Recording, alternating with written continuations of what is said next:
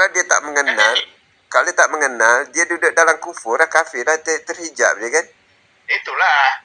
Jadi yang tu ya, bila dah berpindah alam tu, kadang tak mengenal, dia dalam kesesatan. Allah kata dia tak ada cahaya. Cahaya dia tak ada, dalam gelap. Bila gelap nak berjalan macam mana? Tak ada cahaya. Orang ada cahaya boleh berjalan. Kan kubur tu gelap. Kubur tu gelap. Tempat yang sunyi. Di mana pada tubuh tu kita tahu kan. Jadi kubur tu kalau kiasan kan. Orang yang ada cahaya, ada iman saja. Iman ada cahaya saja boleh berjalan. Sebut tadi apa alif lam mim tu. Allah laisa Muhammad tu. Ingat pada asyhadu la ilaha illallah wa asyhadu anna Muhammad wa asyhadu anna Muhammad Rasulullah wa tu. Wa asyhadu an tu wa tu penyambung, penghubung Muhammad tu kenyataan Allah, Muhammad Rasulullah. Lepas tu teringat pada saya punya ni nak menghubungkan antara Adam Muhammad dengan Allah dalam solat, menyatukan tiga tu. Walhal kalau kita dah tahu satu adanya, esa adanya kan, satu segala, tapi nak turun ke bawah ni katakan nak pecah-pecah nak berjalan turun ke bawah. Nak turun berjalan dengan orang syariat ni ataupun nak turun berjalan dengan orang tarikat ni. Jadi kita turun ke bawah, adalah Adam, ada Muhammad, ada Allah. Turun bawah kalau ada atas tak ada Adam, Adam pun tak ada, Muhammad pun tak ada, nama pun tak ada dah, Allah pun tak ada dah. Jadi bagaimana kita nak supaya dia faham tentang penyatuan atau bukan penyatuan, tentang tiga ni menjadi satu. Ataupun kalau kita katakan, kalau kita faham makrifah, sejati diri itu tak lain daripada dia lah, esa satu adanya. Tapi kalau tu pada tarekat, dia ada diri yang terdiri, diri yang terperi, diri sebenar-benar diri. Jadi dipecahkan supaya lebih jelas. Okay. Kalau kita tengok pada diri itu ada tiga. Satu, tubuh. Dua, hati ataupun kolbu. Tiga, roh. Keempat adalah sir lah. Pecahkan situ. Tapi kalau kita duduk makrifah, tak ada semua tu. Semua tu bergantung hidupnya kepada zat yang menghidupkan sifat. Sifat menghidupkan tujuh sifat ma'ani tu. Sifat ma'ani tu menghidupkan Nur Muhammad. Nur Muhammad menghidupkan roh. Roh menghidupkan nyawa. Nyawa menghidupkan nafas. Nafas menghidupkan tubuh. Kalau di atas tu kan. Jadi nak menyatukan dalam solat tu, nak cerita perjalanan dia. Solat sehari pagi tu ingat. Okey, Adam ni adalah tubuh ni lah. Yang meminta, yang berdoa, yang minta untuk selamat Rabbi fili warhami wajibni. Adam ni tubuh yang meminta ni. Adam. Tetapi yang berkata tu, yang berkata-kata tu, tujuh sifat ma'ani Muhammad. Yang berkata-kata tu, Muhammad yang menggerakkan Adam ni. Maknanya yang membaca tu Muhammad. Rabbi fili warhami wajibni Muhammad. Jadi di situ dah dua dah, Adam dan Muhammad ada di situ. Tetapi pergi pada tujuh sifat ma'ani, yang menghidupkan kata-kata tu ada sir. Yang menghidupkan kata-kata tu, kalau tanpa adanya zat tu, hayat pun tak hidup, kalam pun tak hidup, samak pun tak hidup, basar pun tak hidup. Yang menghidupkan semua tu adalah zat. Jadi bila dah bersitu dalam solat tu, maknanya dah tiga-tiga tu. Tiga-tiga tu dah ada dah. Adam, tubuh ni yang berbuat. Bila Adam memohon, Ya Allah, Rabbi fili warhamni rahmatilah aku. Adam memohon untuk jasad, untuk tubuh dia. Tetapi yang berkata tu adalah Muhammad yang mengarahkannya.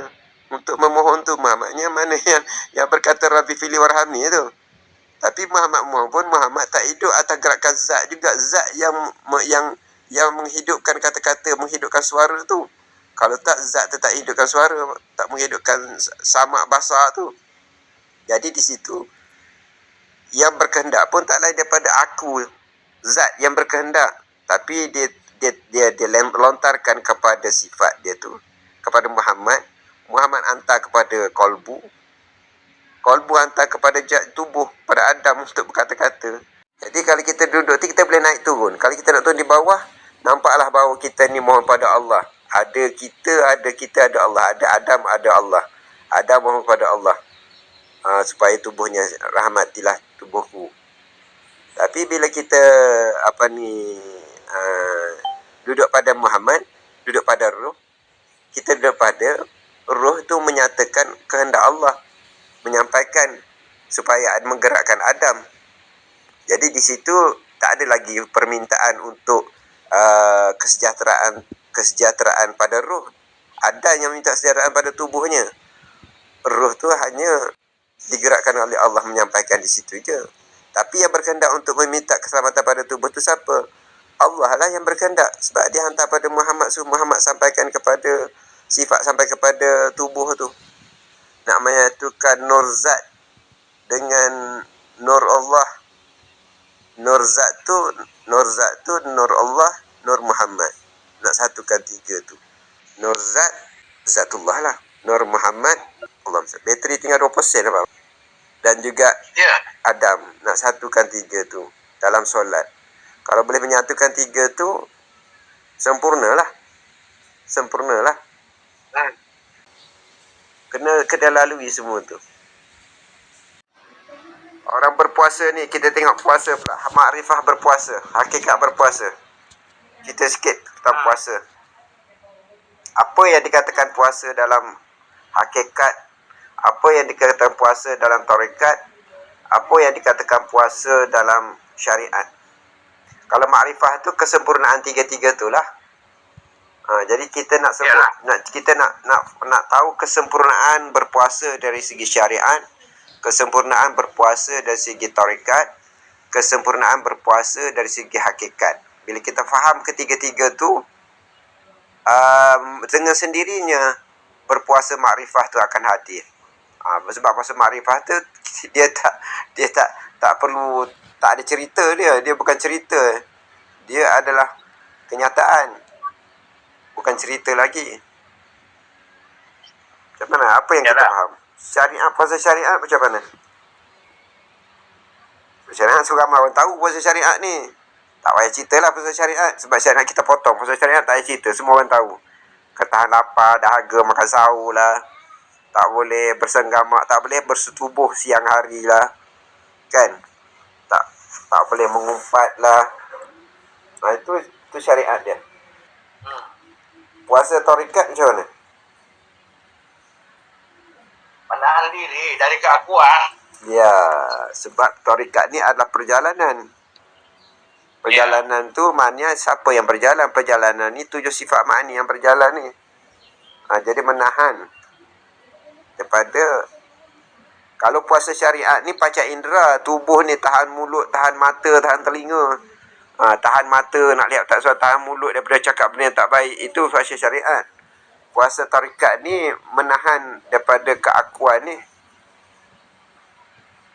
Menahan daripada keakuan maknanya menahan daripada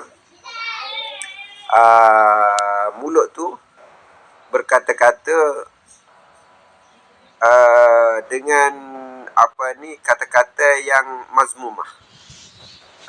Menahan daripada diri daripada membuat perbuatan yang tercela, bukan perbuatan zahir, tetapi sifat-sifat mazmumah tu nak dihapuskan, nak dipuasakan, supaya sifat mazmumah tu menjadi sifat mahmudah.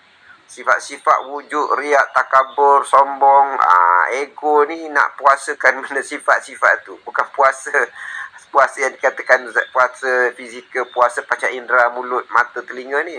Nak puasa mulut, mata, telinga, kolbu tu. Mulut, mata, telinga, hati tu. Yang dikatakan sebagai ayan sabitah tu. Ayan khorjiah ni, yang tubuh luar ni. Jadi puasa tarikat, puasa menahan, ataupun puasa pada 7 sifat ma'ani tu. Kalau sebut tubuh jisim berjirim ni, kita sebut panca indera, mata, telinga, mulut, hidung. Tapi kalau kita sebut pada tubuh yang batin tu, yang kolbu tu, yang hati tu, kita sebut puasa pada 7 panca indera, 7 sifat ma'ani. Sebab 7 sifat ma'ani itulah yang dikatakan sumber-sumber yang mengalirkan dosa-dosa ataupun keegoan ataupun kesyirikan. Mengalir bertemu di 7 saluran tu, 7 sifat ma'ani bertemu di satu tempat yang dikatakan kolbu sebagai muara sungai.